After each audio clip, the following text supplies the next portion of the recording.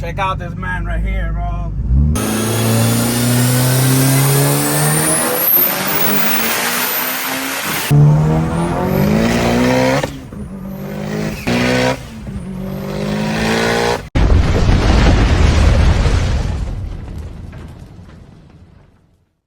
Desmond here from Performance Destination. If you're looking to have your car tuned, whether it's on the dyno or remote, reach out to us and see what we can do for you. We meet the needs on all computer systems.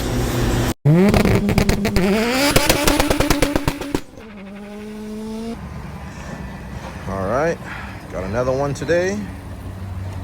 Let's see what this baby gonna do. It's one of the Frustrate EG raffle cars.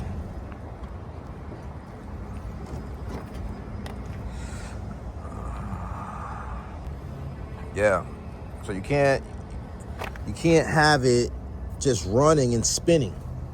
If it's just constantly spinning, it's not seeing any oil, and then that will also damage the turbo as well. Because it's just, if it's a journal bearing turbo, there's no oil in the center section. It's just constantly going like this, and it's just running dry, but it's still spinning. So yeah, you'll probably put a filter on it. If you're ever trailering all over the place, you put a filter on it. Yeah. So when you crank it up, just crank it up. Let's see how it starts. And then don't let it warm up. Like, I want you to try to get it off the trailer as fast as possible. So that's where I could work cold start whenever over there. But let me see what it sounds like.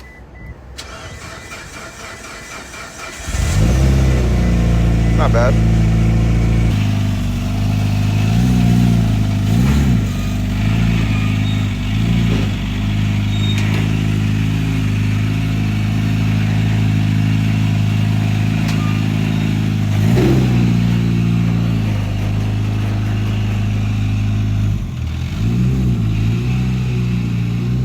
Put it over there, let's see what it do.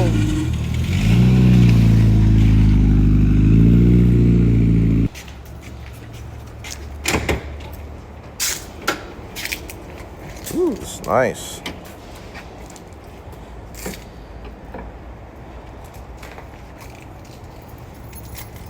Gate setup, precision turbo.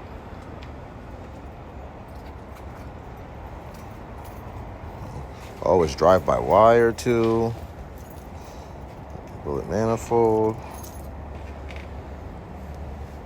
Seems like it got a nice recipe to make some power.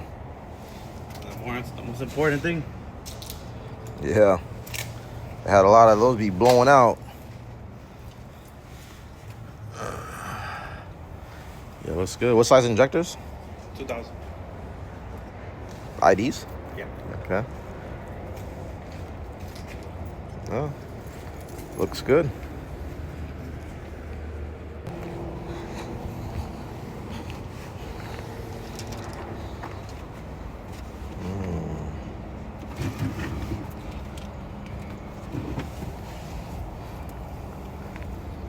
Okay, got a iridium,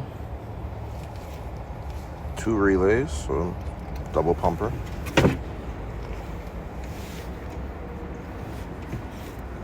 Okay. Looks good. All right, little by little, I'm trying to go through everything and figure out the bugs on this thing.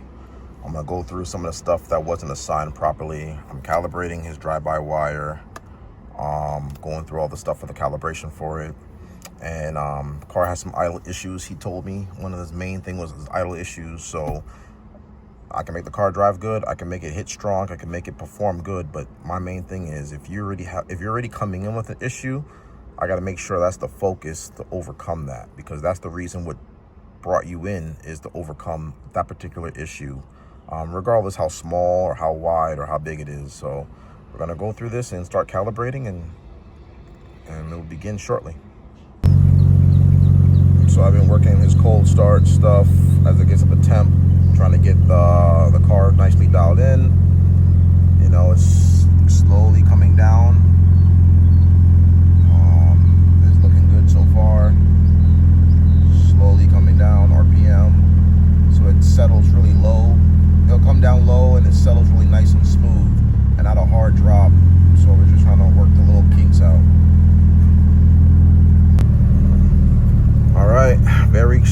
very quickly. We got everything running good. Seeing it's running good. We got rid of every single code and warning. Everything is gone and corrected. This way, like, peace of mind there. And the car's idling really good. I like it.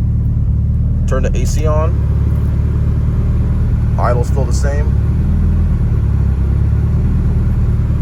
Turn the AC off. Idle's still the same. I like it. All right, let's bleed the coolant system on this thing. Get in there and we'll fire it up. No clutch pedal.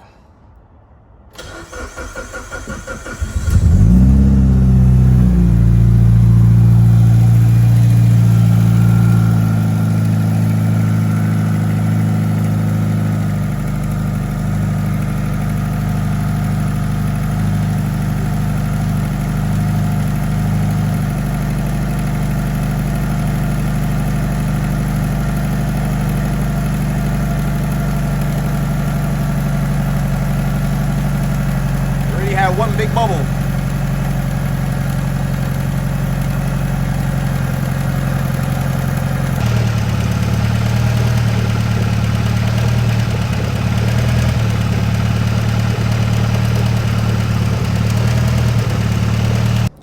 All right, so we're gonna set the timing on this thing. I'm gonna go over a few things with this car. I want to set the timing with a timing gun. I want to do a boost leak test. I want to bleed the coolant system. These are all the things that wasn't done. That may be an issue because before I connect it to it and before I make my changes, upload something to the car, I kind of go over and see everything of how the car was running beforehand. So this way, I can tell how the car is running by the fuel map. I could tell how the car is running by the boost map. I could tell if something is running efficient or something is going on with the car itself. So it's like, you know, I'm gonna go through everything. I'm gonna check over everything. I'm gonna hook up my boost leak tester. I'm gonna make sure this car is solid. It's a very nice setup, very clean, very like, it'll be a powerful car. So, but let's do it the right way. You know, I don't rush anything. I don't just throw something on the dyno. You know, make sure everything is how it needs to be. Perfectly, you know, don't want it overheating. I don't want no idle surge because it's leaking this, leaking that, you know, things we didn't check. So when it comes to me, I check over everything and make sure things are good. If the customer hasn't already done it. If he did this already, then I wouldn't have to do it, but he haven't did this. So now I'm gonna do all this stuff for him.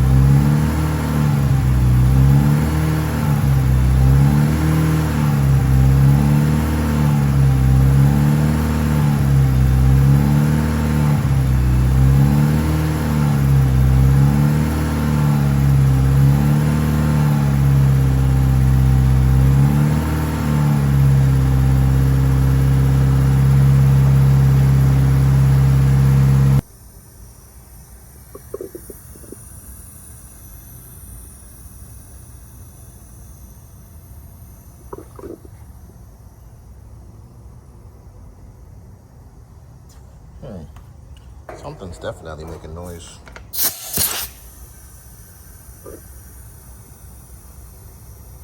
Even your, I think your coolant overflow is making noise too.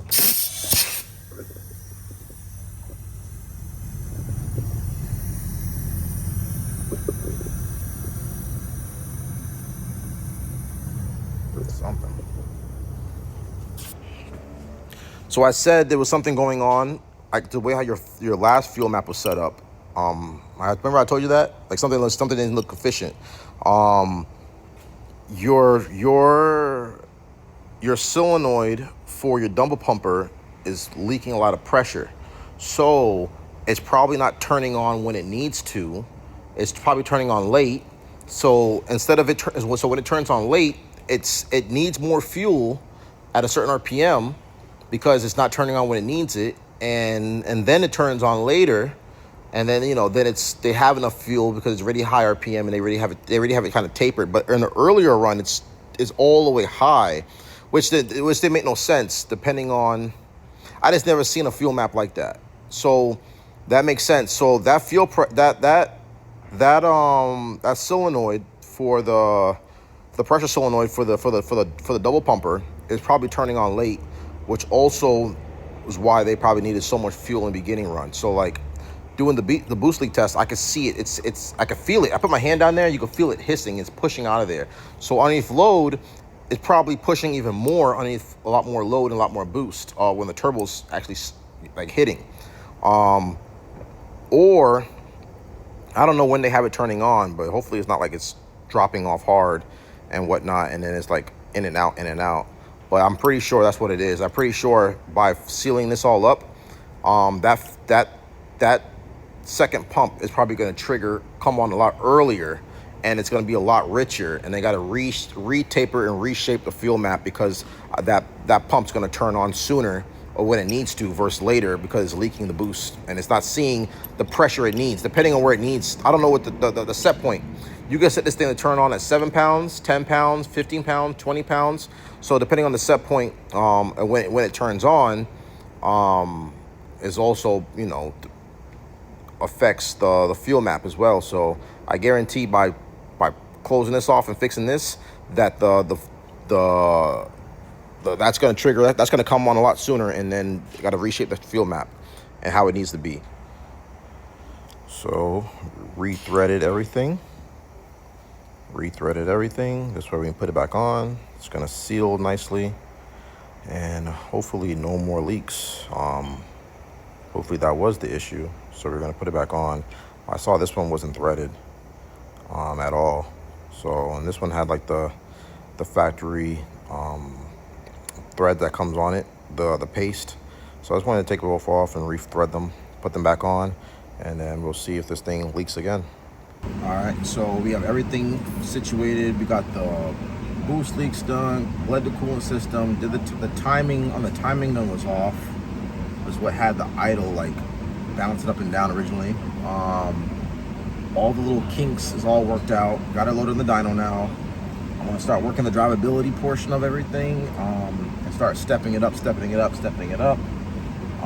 Everything is reworked on this whole thing, A lot of the stuff wasn't done right. I think this car originally was tuned in auto tune. So whenever I took the auto tune off, the AFRs went all over the place. Turned it back on, it went right back to where it was originally. Now, if I turn the auto correction off, AFR stays steady.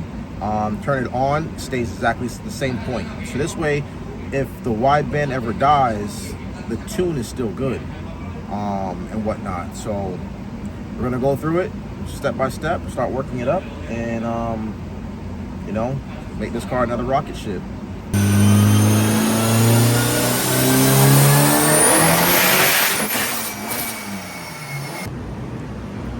So on that last pass, that boost jumped like crazy, and I had no duty in the map, so I was wondering why.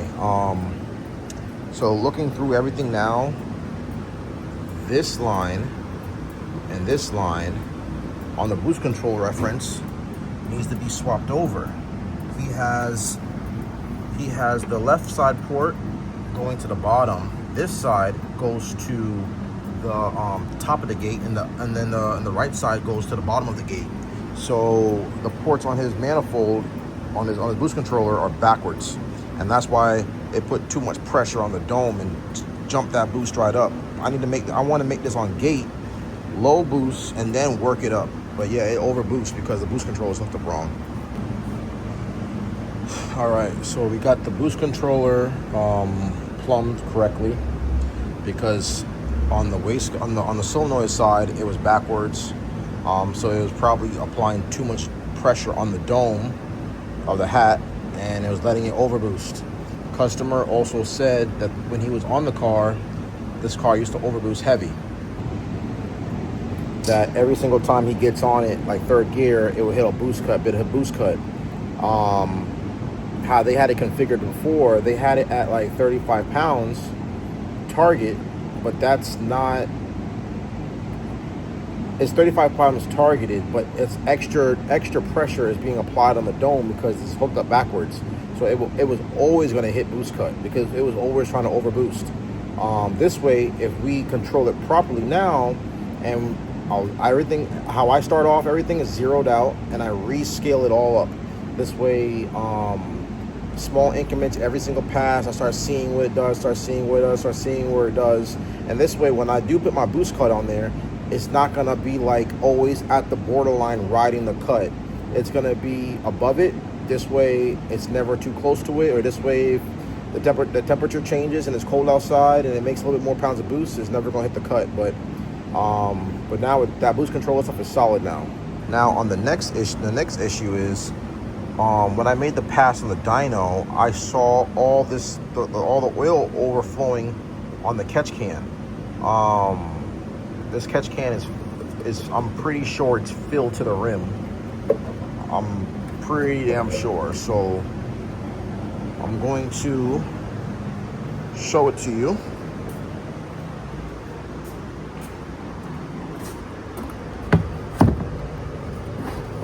I'm pretty sure it's all of it. It's crazy. All of that's coming out of there. Please make sure your catch can is empty. You know, it's not my job to do this. It's eating up so much tuning time and dyno time when I could have been tuning. This car could have been a lot closer to being finished, but I'm doing things like this. That's wasn't part of my job, but I'm doing it to get so we can still get this session done for this customer. So on that pass, it overboost. You know what I'm saying? It clutched in, got a little too aggressive. So I'm going to run it again. Everything is fixed now. It's drained. Boost controller lines are on the correct way now. Everything is set up. So hopefully it's solid now.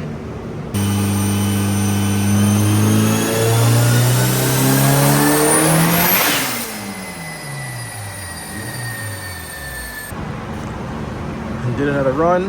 Now that the boost controller is set properly, it made some more power, but it did hit a cut. This customer might not know what wastegate springs in this. So I upped the cut. Let's see where it plateaus at.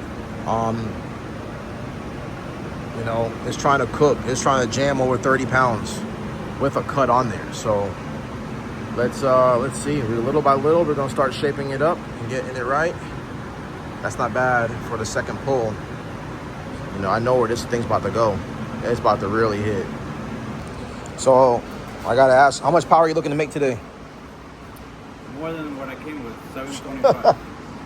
So how much power you want to make? Is there more than that? Any number on that? Any number above 725. All right. So is there any limit to stop at, or just max effort? Let's go max effort. What's the fastest car you own? This one. Yeah. All right. We'll see. See what we can get.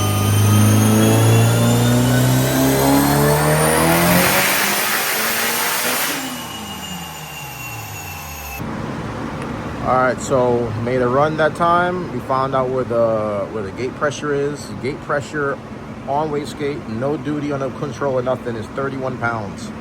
So that's why I kept on hitting a cut, because I had the cut set lower and stepped it up small by small by small.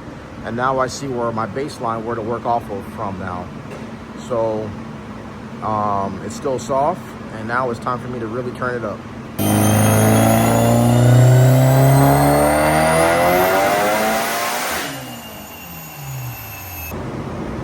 So on that last pull, car started shaping up. I had to let off. Car started leaning out, where you can start seeing this little dip in there, and I let out. Let out pretty short, but it's looking good. It's looking pretty promising. I just wanted to. It's spooling very fast, like the 31 psi gate pressure, and then I add some pressure on top of the head. It takes off. So I just need the fuel pressure to maintain a full run, and then we should be good. So let's try it again. We got some modifications we did, and we're gonna see how the fuel pressure builds and how it holds, or if it drops off. If it drops off again, then we're gonna have to call the session short. But I tried my best to try to make sure I got a good run out of this. All right, so I'm gonna go into it a little bit. It was a good run. Car made some good power. I think that was 748 and over 600 for pounds. Now we got some things that happen with this car. The battery voltage is dropping, and when the battery voltage is dropping, the fuel pump is also dropping fuel pressure too. And that's a problem, you know. So we'll start off. So we're good on the climb. So we're climbing good fuel pressure, 51, 50, 56, 57. AFR stays perfect. 59, 60, 62, 63, 64, 66, 60, 72. AFR is still perfect. 77, that's okay. 79, 85, 82. So now we're at the point where the fuel pressure just dropped off there. Let's back up. It's at 82 right there. It goes from 85 to 79. That's a huge jump. Let me do it in slow sweeps. Set 82, and then it starts dropping down. Then it starts dropping down. Then it starts dropping down, and then the car starts leaning out. Car is starting to lean out, and I let off. His voltage is dropping from the time in the beginning. Voltage is right here, and you know, and as the voltage is dropping, keep going. Voltage is dropping, and it's making it lean out. So the problem is, I'm guaranteed the problem is whenever you do these dashes, there's a resistor you have to put in, or a bulb in the back whenever you're not using the factory dash. If you don't do that, it affects the voltage in the car, when the voltage starts dropping when you use the Haltech dashes. You have to set it up in the wiring for this display. You'll always have some off voltage. It's not just you just plug in and go. You know, you have to do that resistor in there, or some people do the bulb. It's one of those things where now this car has so much potential that I'm probably going to be limited now, because you know the car is dropping fuel pressure and it's dropping voltage. So I'm going to have to stop it right where it's at. You know, I'm going to clean up the map, and I'm going to try to put a little bit more fuel in that area until he get everything fixed. But that's what's going on. So the car is dropping fuel pressure. So I'm going to take this fuel filter off and see what this looks like. Hopefully it's not dirty. You know, depending on how a lot of this goes, you know, you got from the fuel tank that runs to this, and then from this that runs through this. Both lines meet for here, and then this runs to the rail.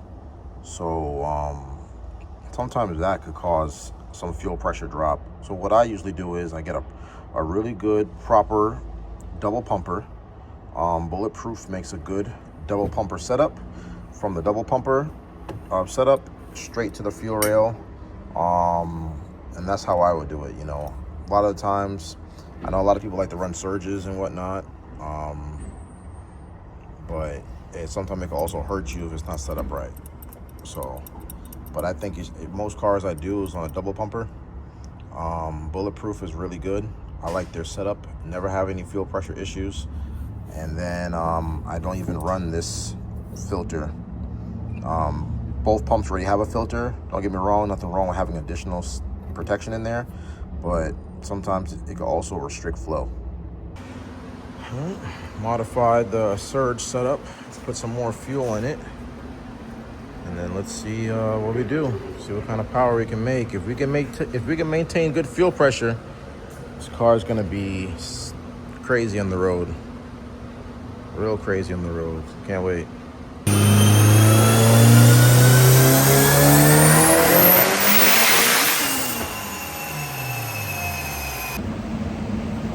So we played around with a few of the stuff, to the few of the fuel demand ways on the file, and back there on the surge tank too.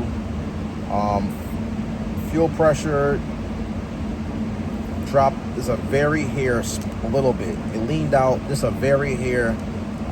It tried to go to 11.9 and almost to a 12. I still want to put more fuel back in it and try to compensate that area this way. Like, I don't know how, you know, I trust all my customers, trust everybody I work with, you know, but I want to make sure if I put it back in your hands, it's not, you know, fully trusting to be like you're gonna work on the car and fix everything. I want to make sure the AFRs are clean, just in case if you wanted to go for a joyride when you leave here, I don't got to worry about, okay, is he gonna replace that fuel system, or is he gonna upgrade this to fix his fuel pressure problems? I want to make sure, like, I have peace of mind that the AFRs, everything is trailering nice. But then whenever you fix your car, you know, and then it may go a little bit richer, then you can come back and touch it up. But for the meantime, I want to make sure everything is healthy, everything is good. When we go for a street drive, it doesn't lean out, it doesn't do nothing. I want to maintain that good pressure. We bumped the pressure on the regulators a little bit on the head, so we can put more pressure on the head of the injector. I think this next pull should do it. The last pull and the most recent one I just did, it made a huge power gain, and I didn't touch the boost, I didn't touch timing, I didn't touch nothing. All it was is, like I said, you'll make more power if it doesn't lean out. The graph, it made way more over the last run. You know, if it leans out or if it gets a little bit leaner, it doesn't have enough fuel to make more power. And when you have just the right amount of fuel in it, the car makes power. It'll take off. There's no more dip in the graph. Everything looks good and clean. So I'll show it to you. Car made some good power. We're up there on some boost. Yeah, we're throwing all the boost at it, and now it's no longer doing that weird little dip, and it's nice and linear. I didn't do a full run again because I wanted the AFRs where I wanted it, and then if the AFRs look good for the whole run, I will stay in it and keep letting it eat. But I saw how the AFRs was trailing. It started kind of going a little bit leaner, so I just let off just for, you know, precaution. And this is gonna feel insane on the street. You know, I can't wait. So let's keep cracking at it, keep going.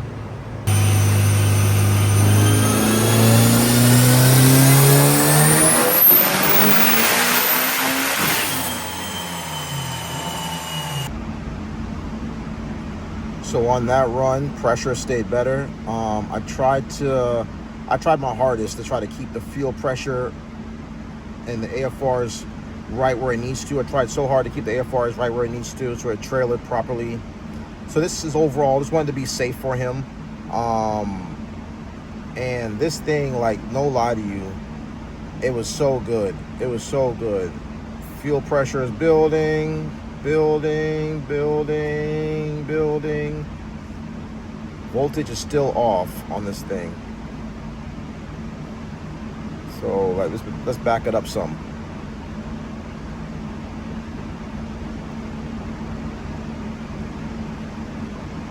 Right there, it tried to go for a 12.0 AFR, literally half a second, and then goes to 11.8, 11.9, 11.6, 11.7, 11.3.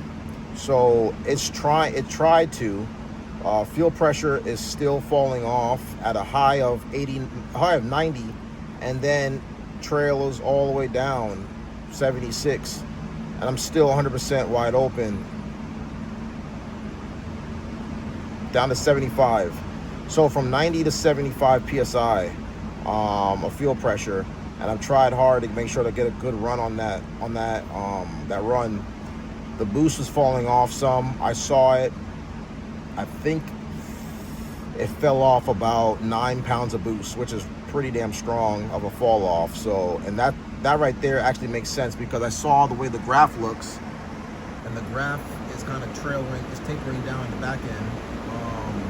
But yeah, but I'll go over the graph. I'll go over everything. We'll talk about all that, and we'll see how everything is looking. But let me test out drivability. Let me make sure everything else looks good there, and we should be all set for this session.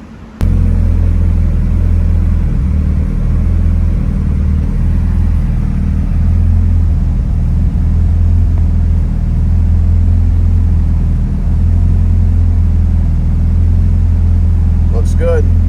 I like it. Looks real good.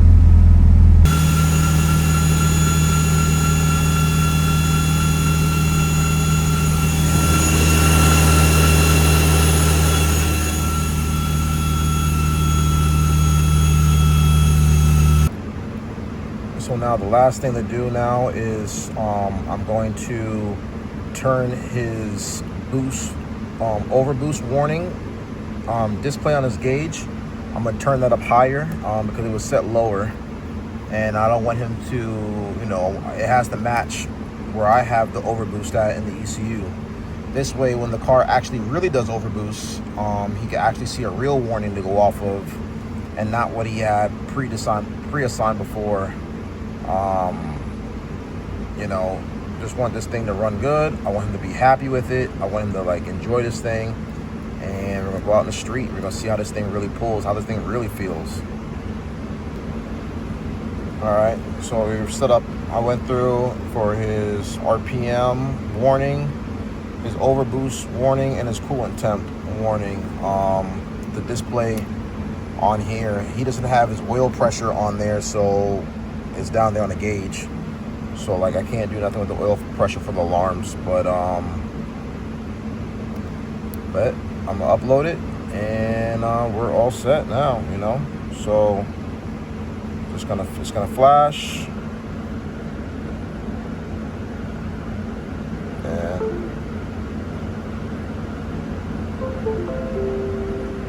there you go. Dash is updated. Now it has the correct points in there. Everything like the sun. There's a lot going on in this thing, bro. Like, whoever had this car before, whoever set up before, it wasn't set up how it should. First of all, the boost controller, that's why you had that problem.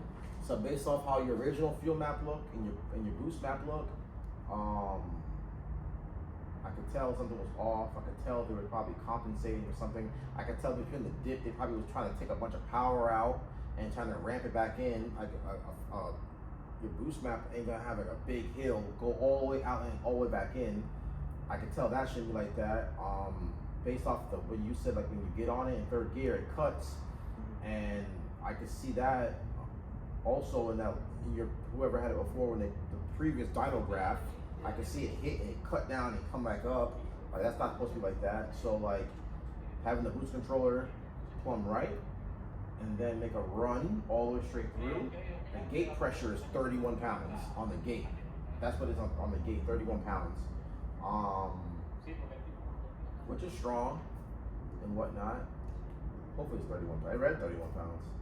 But it did good. When that last pull I did, it fell off like 9 pounds of boost. You know, that's why it's tapering off like this. It's tapering off like this because it'll ramp up, and as I watch the log, I'm still going up. I'm still climbing up in RPM, and I can see the boost is falling off. You know, I'm not telling it to fall off. It's falling off on its own.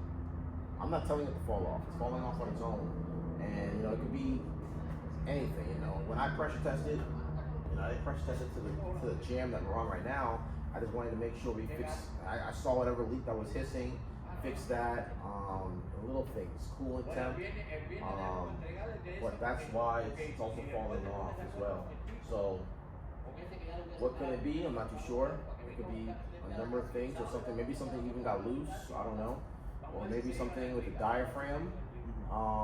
At a certain boost level, maybe the diaphragm is good, but at another boost level, when the wastegate diaphragm is fully inflated, it can have a little pinhole, and the pinhole might not show signs until it's fully inflated. If it's like halfway, the wastegate's halfway up, you know, it's not showing the signs. But if it's fully open and it's a little pinhole in the diaphragm, they can be having a boost leak that way too. Or when I do a boost leak test, the diaphragm is rolled back, it's also probably not showing the signs of leakage there too.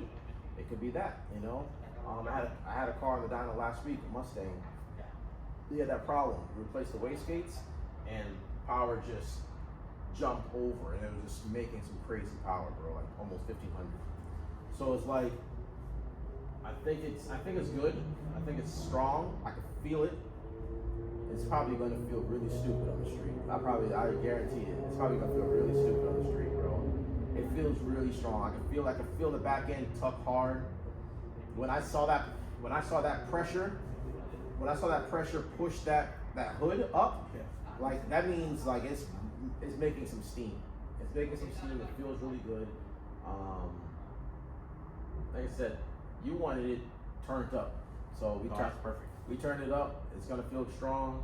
When you go back home, it's not gonna be much car. It's gonna be able to bully you like that. That's some good torque, some good horsepower, and it lights up fast. It's a 62 millimeter. So like anything that's bigger turbo, hands down, they're gonna be chasing you down. You know, if you're out there racing, you all do a lot of roll racing, they're gonna chase you down, and by that time the race is over.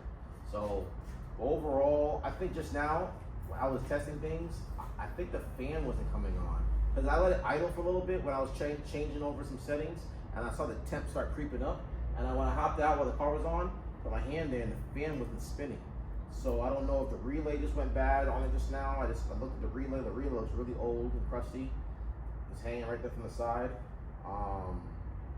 Things I would upgrade is probably, because I don't know how good this radiator is. You know, you don't know how good the radiator is either.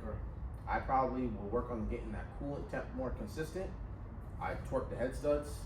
I don't know how good that radiator is. You can get a new radiator if you want.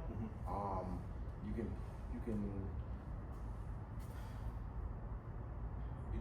probably get a stronger fan too, a spout fan, and a stronger radiator cap. And you could probably, you know, depending on how good the temperature, how hard you're fighting it, you could go to a lower thermostat as well. But we want to keep the temps down. But then again, once we start driving, it's gonna be fresh air hitting the car, the radiator. You know, the only thing is hitting the radiator is my fan. My fan's making dyno run, so the shop gets hot. So I would do that, is try to work on that coolant temp, try to get it more consistent. That radiator cap makes a difference, bro. Because once this car gets to a boiling temp, this is a certain temperature this thing will get to before it starts rising and pushing coolant out of it. Once this thing gets to a boiling temp, then it's hard to cool it off. So you want to keep you get a stronger radiator cap, so you keep the pressure within, so it doesn't get to the boiling temp of that. You know, I would definitely do that double bumper. Double bumper I'd recommend. I'll probably get rid of the surge tank, to be honest with you. And you could run a new feed line up. You could do like a 8 AN feed, 8 AN or even a 10 AN, you know, depending, and then a 6 return. and whatnot. So a good double pumper setup on this. You can even go with the bigger fuel pumps, the 525s. I'd rather have more of a fuel system and then go in the tune and rework the shape of the map and turn the values down than us having a mediocre fuel system and we're running out of fuel pressure and it's running borderline. That last run I did, I got it pretty damn close. Like it tried to move a little lean and it got right back to where it needs to be right there and it stayed the whole way run. So like I try to like make sure it's set so this way it's healthy and safe until you fix it. You know, so I don't want to leave it fully leaned out and it's on the ragged edge and then one day you're driving, you want to do a little hit and that one day is the wrong day. Yeah, so like I don't want that. So it runs good, it feels good. Besides those things, oh, and the voltage, you want to get that. You know, I can send you how to do it, or you can call Alltech, however so, and you need to get that resistor or like a little bulb set up in there for that dash, for the dash display behind it in the wiring to get that voltage up. That's if it's that. It could be alternator. I'm gonna double check to make sure there's no loose connection there. It could be alternator. Alternator could also cause that. I've had in cars where the terminal's loose or not enough tension or whatever, and it can skew up the voltage and whatnot. Because then again, if we maintain a 13.8 voltage or a 14 voltage, you'll have way more pump flow as is. We wouldn't have had to need to compensate with all the other stuff. I did a lot of compensation of whatever's going on today. So, but I know that between the fuel pressure is some weird stuff going on, how that surge is routed. Besides that, bro, solid, bro. I already changed the display everything's set up. I changed the display for the boost, the over boost settings. I upped that to where it matches the ECU. I changed the coolant temperature too hot because before I saw in there before it was like 240. Oh, that's way too high. I lowered down to 220. So if it gets to 220, it's gonna tell you it's too hot. That's too hot to drive around on. And I also raised the RPM point as well. 8,900. You don't gotta go there. No. You know what I'm saying? You if you want, you can ship that 7. You can ship that 6. You know, but if you're in the middle of a race and you don't want to shift, you'd be happy for that extra RPM that is being there for more gear ratio in that gear. That's where it really matters. You know, if it's too short and you're right there racing somebody up to whatever miles per hour, like you don't want to like let out because you know you're about to hit the whatever rev limiter. So I changed that, ran the wire over, put in the box, tucked it away. This way you never have to take that ash out unless you want to fix that voltage problem. But besides that now, bro, it's solid. I would definitely do an oil change. Drain all that oil out of there. I don't know how old it was. It definitely looked like it had some constant, like some water mixed in it. Not like coolant water, but like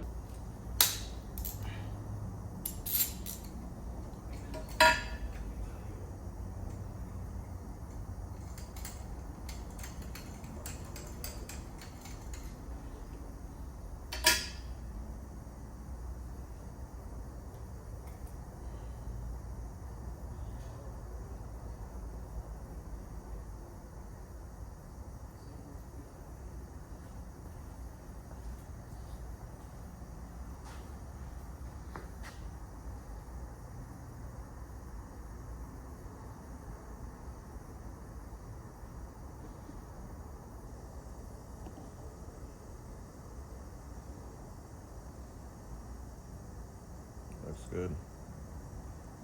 Looks real good.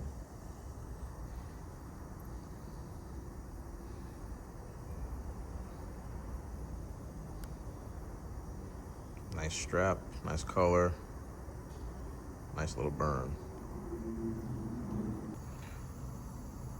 Spark plug looks really good. I like the way this looks. All the coating is burned off. Good color, good heat in the upper threads. I definitely will call this car done. All right, go ahead.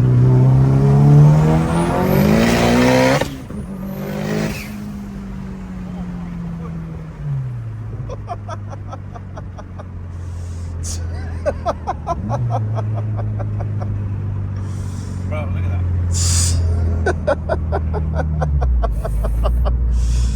Whoa, boy, the nose was in the air, No, yo. The whole no. time, I could feel the whole thing nose up in the air.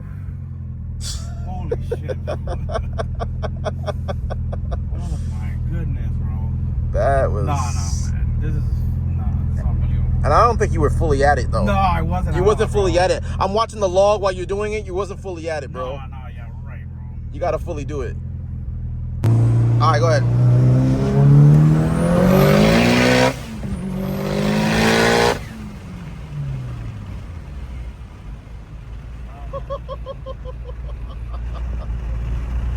Damn. Bro. Eat it. Woo. Eat it. Make a U-turn. Check out this man right here, bro.